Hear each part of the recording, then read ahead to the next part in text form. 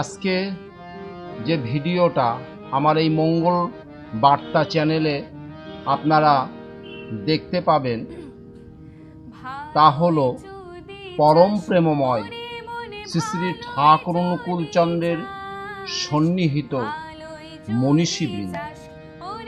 পরম প্রেমময় শ্রী শ্রী ঠাকুর অনুকূলচন্দ্রকে কেন্দ্র করে পাবনার হিমায়তপুরে, দেওঘরে, কলকাতার মানিকতলায় যখন ঠাকুর অবস্থান করতেন তখন নানা মনীষীবৃন্দ ঠাকুরের কাছে এসেছেন, তাদের মনের প্রশ্ন ছুড়ে দিয়েছেন ঠাকুরের কাছে এবং তার কাছ থেকে সঠিক উত্তর তারা পেয়ে ঠাকুরকে অনেকে গুরুরূপে বরণ করেছে। ভারতবর্ষের দ্বিতীয় নোবেল পুরস্কার পেয়েছিলেন সিভি রমন। তার যে সহযোগী ছিল তিনি ছিলেন কৃষ্ণপ্রসন্ন ভট্টাচার্য। কৃষ্ণপ্রসন্ন ভট্টাচার্য সৎসঙ্গ হিমায়তপুর আশ্রমে বায়ুচালিত তড়িৎযন্ত্র উদ্ভাবিত করেছিলেন। তাহার জন্য বহু অর্থ তার খরচ হয়েছিল। সেই অর্থের যোগানের জন্য শ্রদ্ধেয় শ্রীযুক্ত হেমেন্দ্রনাথ দাশগুপ্তর কাছে আর্থিক সাহায্যের জন্য গিয়েছিলেন এবং ঠাকুর সম্বন্ধে হেমেন্দ্রনাথ দাশগুপ্তের সঙ্গে তার কথোপকথন হচ্ছে। ঠিক ওই সময় হেমেন্দ্রনাথ দাশগুপ্তর ছেলে দেশবন্ধু চিত্তরঞ্জন কৃষ্ণপ্রসন্ন ভট্টাচার্যকে প্রশ্ন করেন, আপনি কোথাকার সৎসঙ্গের কথা বললেন? পাবনার সৎসঙ্গ? কৃষ্ণপ্রসন্ন ভট্টাচার্য বললেন, হ্যাঁ, আমি পাবনার সৎসঙ্গের কথা বলছি। বলে, আপনাদের ঠাকুর কলকাতায় উপস্থিত হয়েছেন? তো বলে, হ্যাঁ, কলকাতার মানিকতলায় তিনি এখন রয়েছে। বলে, আমাকে সঠিক ঠিকানাটা আপনি দিন তো, আপনাদের ঠাকুরের সঙ্গে আমি দেখা করব। কৃষ্ণপ্রসন্ন ভট্টাচার্য দেশবন্ধু চিত্তরঞ্জনকে সঠিক ঠিকানা দিলেন। তারপরে তিনি ঠাকুরের কাছে গেলেন।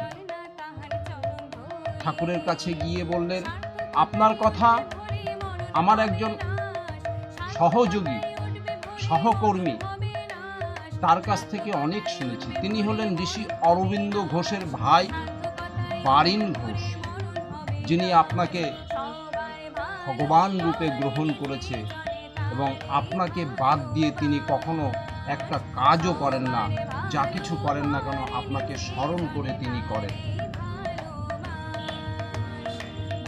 দেশবন্ধু চিত্তরঞ্জন জিজ্ঞাসা করলেন,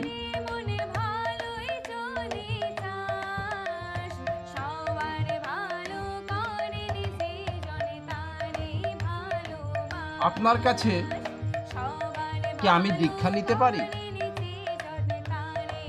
ঠাকুর বললেন, নিশ্চয়ই পারে। 1924 সালে দীক্ষা গ্রহণ করলেন দেশবন্ধু চিত্তরঞ্জন। জয়গুরু। ঠাকুরের কাছে তিনি বহু প্রশ্ন করলেন। সব প্রশ্ন ঠাকুর শুনে বললেন, দেশদা, যদি দেশকে সঠিকভাবে পরিচালনা করতে চান তবে বিবাহ সংস্কারটাকে উপরে জোর দিন। বিবাহ সংস্কার সঠিক হলে সুসন্তান আসবে, আর সুসন্তান আসলে স্বাধীনতা অবশ্যই আসবে। তারপরে তিনি চলে গেলেন এবং দেশবন্ধু চিত্তরঞ্জনের কাছ থেকে ভারতের মহাত্মা গান্ধী ঠাকুর সম্বন্ধে অনেক কিছু শুনলেন। তারও ঠাকুরকে দেখার, ঠাকুরের আশ্রম ঘোরার খুব শখ হলো। 1925 সালে পাবনা আশ্রমে রাষ্ট্রপিতা মহাত্মা গান্ধীর আগমন। ঠাকুরের মা তাকে আপ্যায়ন করলেন, খাবার জন্য বললেন। তারপরে মহাত্মা গান্ধী কোথাও খেতেন না, কিন্তু সেই দিন ঠাকুরের মা মাতা মনমোহিনী দেবীর হাতে তিনি খেলেন এবং মহাত্মা গান্ধী বললেন, এমন আশ্চর্যজনক ব্যক্তিত্বময়ী মহীয়সী নারী আমার জীবনে আমি আগে কখনো দেখিনি। গান্ধীজি ঠাকুরকে প্রশ্ন করেন, সৎসঙ্গের উদ্দেশ্য কি? উত্তরে ঠাকুর বলেন, সৎসঙ্গ ইজ ম্যান মেকিং ফ্যাক্টরি। সৎসঙ্গ হয় মানুষ গড়ার কারখানা। তার কাছ থেকে আরো বহু কথা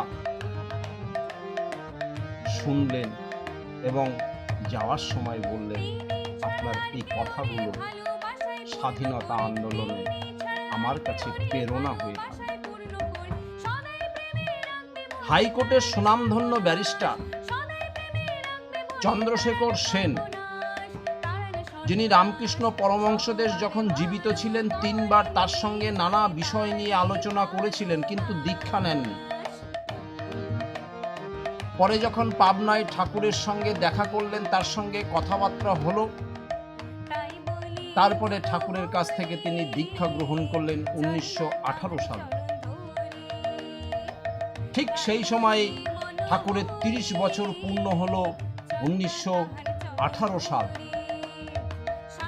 ভক্তরা বিশ্ব গুরু উৎসব পালন করলেন কুষ্টিয়াতে। চন্দ্রশেখর সেন দীক্ষা নেয়ার পরে কলকাতা হাইকোর্টের অনেক সুনামধন্য ব্যারিস্টাররা ঠাকুরকে গুরু রূপে বরণ করলেন। উল্লেখযোগ্য রজত রায়, ধীরেন্দ্রনাথ দত্ত, জে.এন. দত্ত, এরকম বহু ব্যারিস্টার। তারপরে তিনি ঠাকুরকে গুরুরূপে বরণ করার পরে ঠাকুরের ভাবধারা প্রচারে তিনি নেমে পড়লেন।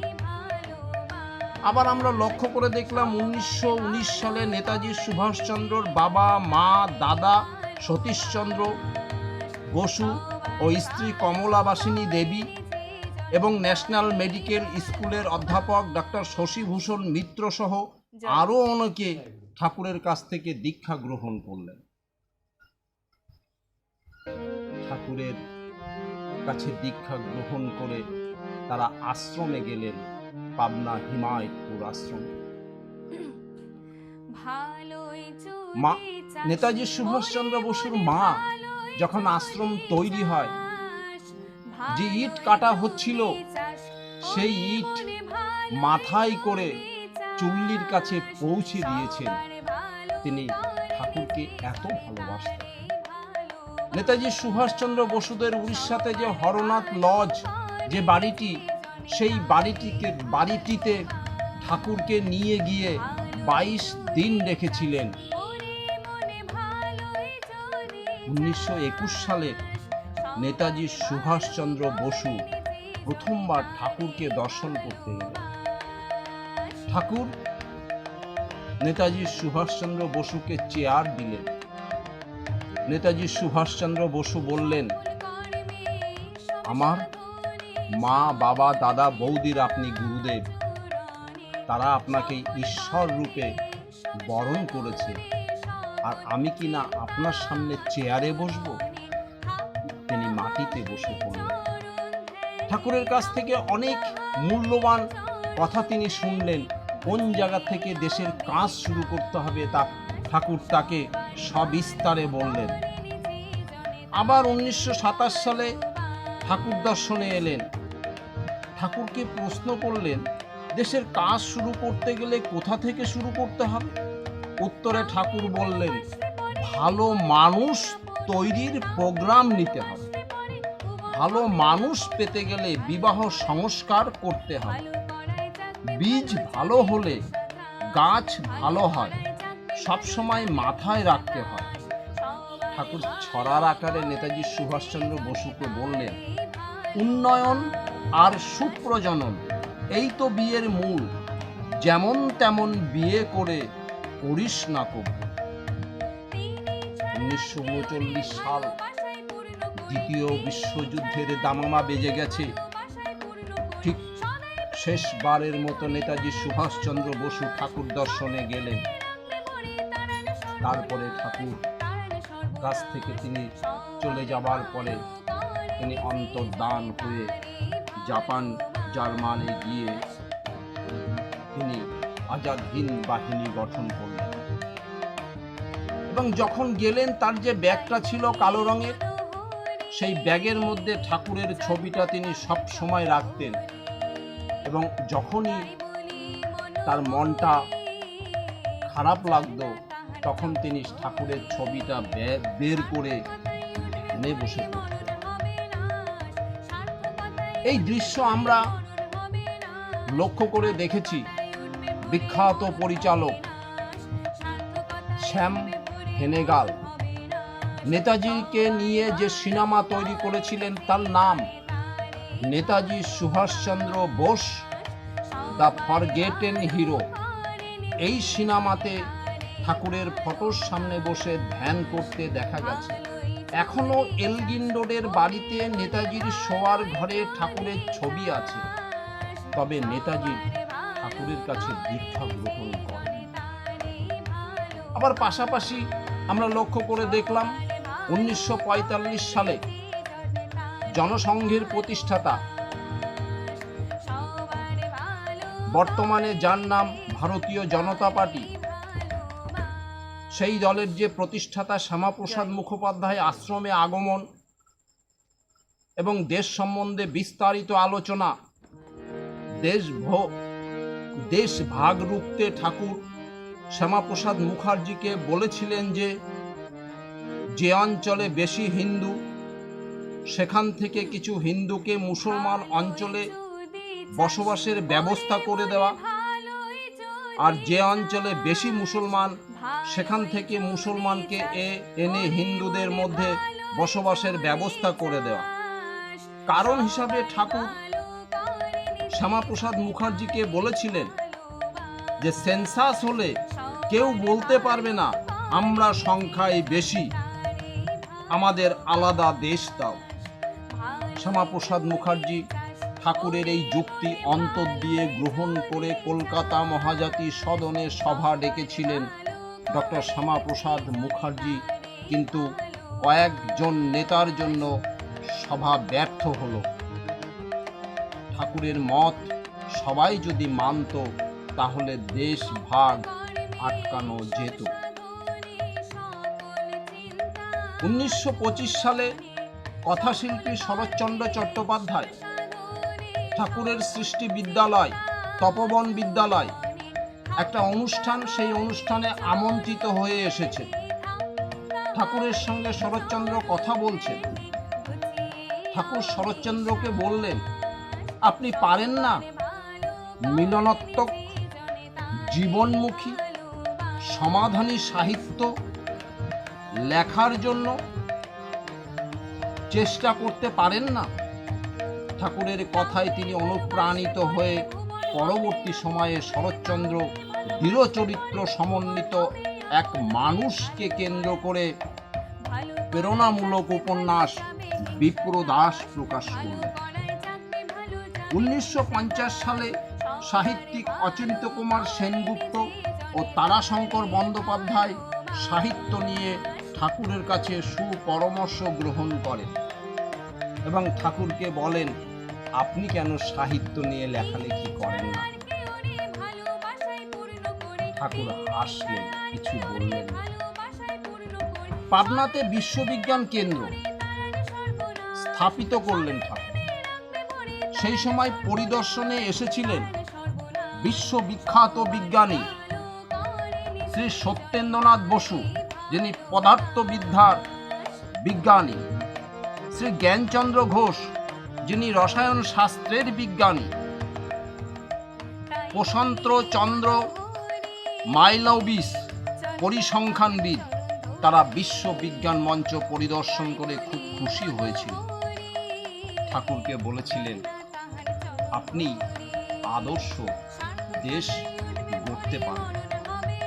1957 সালে ভারতের প্রাক্তন প্রধানমন্ত্রী লাল বাহাদুর শাস্ত্রী ঠাকুরের সঙ্গে সাক্ষাৎ করেন দেওঘরে। ঠাকুর তাকে একটি দণ্ড উপহার দিয়ে বলেছিলেন সঙ্গে সঙ্গে রাখতে, কিন্তু যখন তিনি তাশখণ্ডে গেলেন তিনি দণ্ডটা সঙ্গে নিয়ে যাননি এবং সেইখানেই তার মৃত্যু হয়েছে। 1958 সালে গুলজারিলাল নন্দ ঠাকুর দর্শনে আসেন। তিনি তখন ছিলেন শ্রম ও পরিকল্পনা মন্ত্রী ভারত সরকারে। তিনি ঠাকুরের কাছ থেকে বহু কথা শুনে নিজের জীবনকে সুন্দর করার চেষ্টা করেছেন এবং তার কথা মতো দেশ পরিচালনা করার জন্য তিনি চেষ্টা করেছেন। সৎসঙ্গীরা যে গান গায় জয় রাধে রাধে প্রার্থনার পরে, সেই গানটা লিখেছিলেন শ্রী শ্রী ঢাক অনুকূলচন্দ্র। এই যে গানের সুরটা, এই সুরটা দিয়েছিলেন বিখ্যাত সুরকার বর্তমানে বাপি লাহিড়ী, তার পিতাও ছিলেন সুরকার সমরেশ লাহিড়ী। বাপি লাহিড়ীর বাবা এবং মা তারা দুজনে ঠাকুরের কাছে দীক্ষা গ্রহণ করেছিল এবং ঠাকুরের ভাবধারা প্রচার করার জন্য তারা গ্রাম থেকে গ্রামে তারা ছুটে বেরিয়েছিল। আবার জাদু খেলা দেখাবার জন্য পিসি সরকার এসেছিলেন পাবনা আশ্রমে। পিসি সরকারের আসার কথা ছিল 12টার সময়, তিনি পৌঁছালেন 2টোর সময়। ঠাকুর কোনোদিন ঘড়ি হাতে দিতেন না। ওই পিসি সরকার যেই দিন এসছেন সেই দিন ঠাকুর হাতে ঘড়ি পড়েছিল। পিসি সরকার যেই আসলেন ঠাকুর তাকে চেয়ার দিয়ে বললেন, দাদা আপনার তো কথার দাম নেই, আপনি আর কি জাদু খেলা দেখাবেন? আপনি বললেন 12টায় আসবেন, এলেন 2টোতে। পিসি সরকার সকল দর্শকদের জিজ্ঞাসা করলেন, দেখুন তো আপনাদের ঘড়িতে কটা বাজে? সবাই দেখে বলল 12টা বাজে। ঠাকুরের ঘড়িতে তখন 2টো বাজে। পিসি সরকার বললেন, পৃথিবীতে এমন একজন ব্যক্তি যা হলো আপনি, আপনার কাছে আমি পরাজিত স্বীকার করলাম। পিসি সরকার ঠাকুরের দীক্ষা নিলেন। পরবর্তীতে তার পরিবারের সকলেই ঠাকুরের কম বেশি সৎ দীক্ষায় দীক্ষিত হন। 1965 সালে কিরণচন্দ্র ব্যানার্জি, যিনি ইসাপুর রাইফেল ফ্যাক্টরির জেনারেল ম্যানেজার ছিলেন, চীনের কাছে যুদ্ধে হেরে যাওয়ার পরে তিনি ঠাকুরের কাছে গিয়ে বললেন, উল্লেখ করি কিরণচন্দ্র ব্যানার্জি ছিলেন ঠাকুরের ঋত্বিক, বললেন এমন একটা সূত্র আপনি আমাকে দেন যে সূত্র ধরে আমি এমন একটা হালকা অটোমেটিক রাইফেল বানাতে পারি যা সৈনিকদের কাজে লাগে, তাহলে আমরা যুদ্ধে হারব না। ঠাকুর 1.5 ঘন্টা বসে কিরণচন্দ্র ব্যানার্জিকে সেই ডিজাইন করে সমস্ত কিছু বুঝিয়ে দিলেন। কিরণচন্দ্র ব্যানার্জি ইসাপুর রাইফেল ফ্যাক্টরিতে সেই অটোমেটিক হালকা রাইফেল তৈরি করলেন। 1967 সালে ভারত সরকার এই কেসি ব্যানার্জিকে পদ্মশ্রী উপাধিতে সম্মানিত করলেন। ওই দিন ঠাকুর খুব খুশি হয়েছিলেন। তার কাছে বহু মনীষীবৃন্দ এসেছিলেন, তার উল্লেখ করা সম্ভব হচ্ছে না এই ছোট্ট ভিডিওতে। যদি কখনো আবার সম্ভব হয় আমি আবার আলোচনা করব 1969 সালের 27 জানুয়ারি ঠাকুরের মহাপ্রয়াণের পরের দিন উড়িষ্যার